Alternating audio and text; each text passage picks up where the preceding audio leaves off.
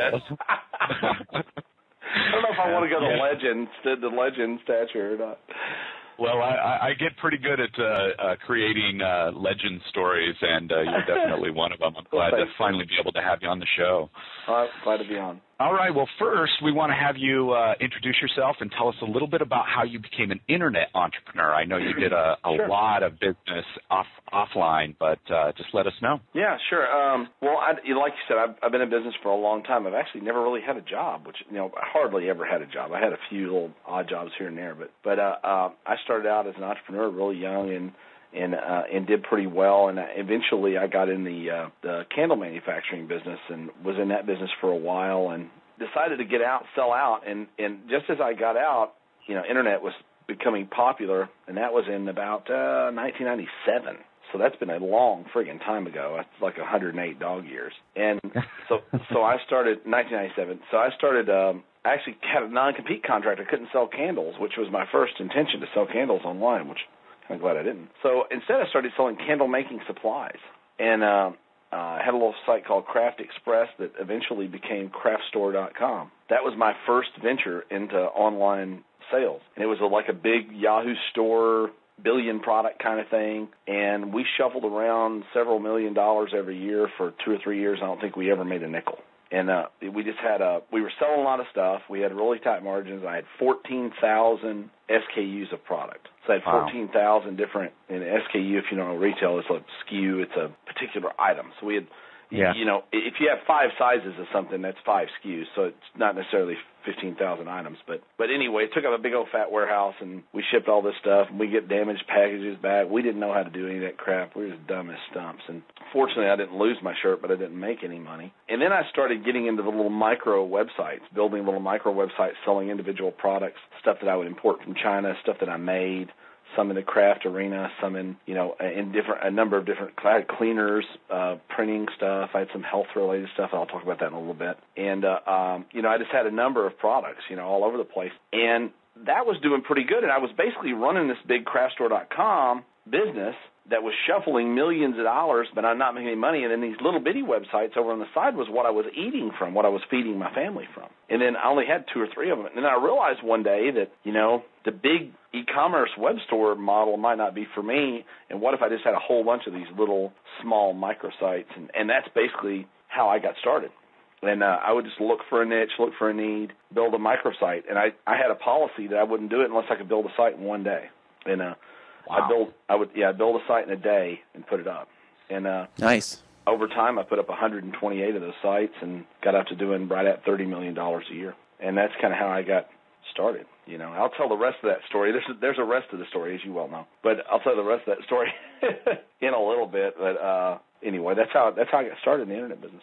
Well, so clearly you've done a lot of stuff online. Let's talk a little bit about what you're doing right now. What's working for you right now? So, what are a few of the examples of the way that you're making money online right now, and or that have worked for you really well in the past? What are the business models that have particularly run well for you? Really, like I said before, individual one item per. I kind of have a niche market mentality, like a not necessarily niche market, but like I came from retail. So my first big business success was in retail.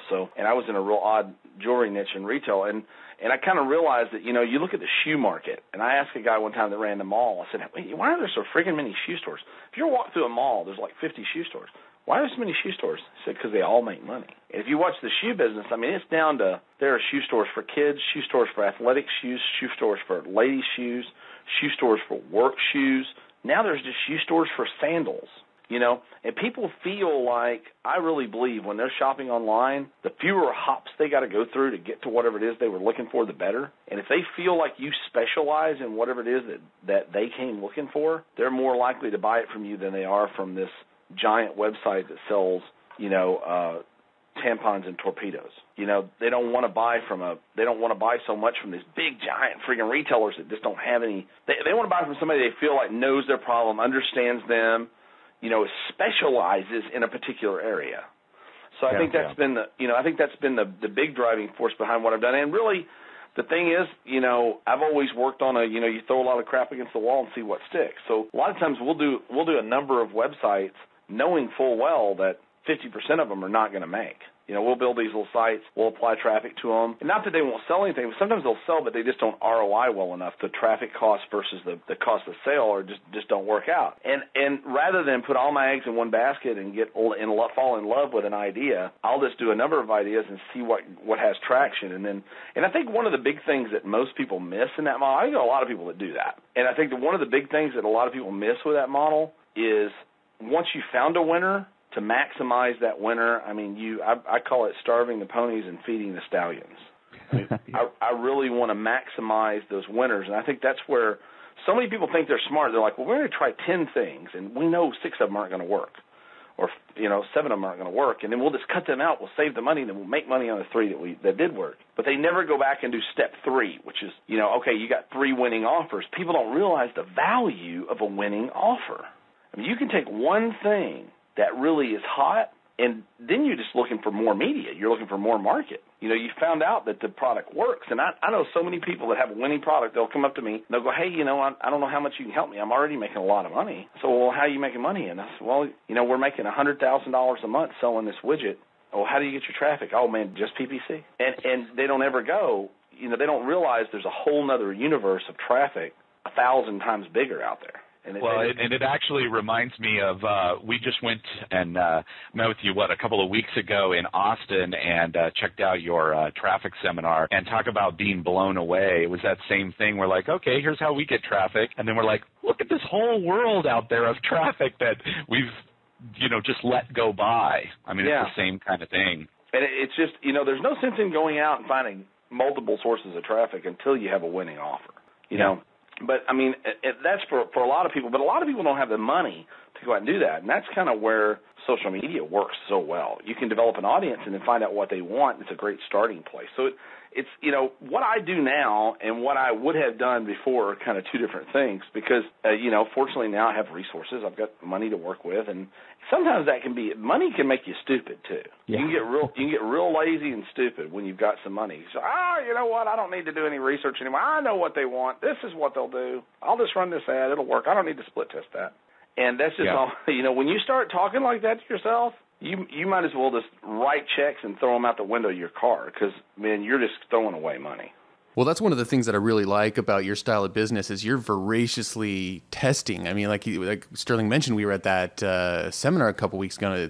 It's clear that you're just always, just testing all this stuff and testing and tweaking and test and tweak and split test and let's see what's work and like you say, ride the stallion on the one that's working and that's how a very profitable business is built. Yeah, it really is. If you look at Microsoft or somebody like that, I'll bet you within the Microsoft company they've developed 1,000 products in the last 10 years. Yeah. And they sell 10 of them, Yeah, exactly. But you really don't know what those 10 are going to be. You don't have a crystal ball, and the only person who can really tell you is the market. And I've gotten good at picking markets. I think if I have one talent that I think I'm pretty good at, it's seeing a hole in the market and really figuring out how to create an offer that works with that hole in the market. And you know what? I'm still wrong 70% of the time. 60 to 70% of the time, I'm still wrong. Wow. See, I want to underscore that because I know a lot of people listening to this. Probably one of the top struggles our audience has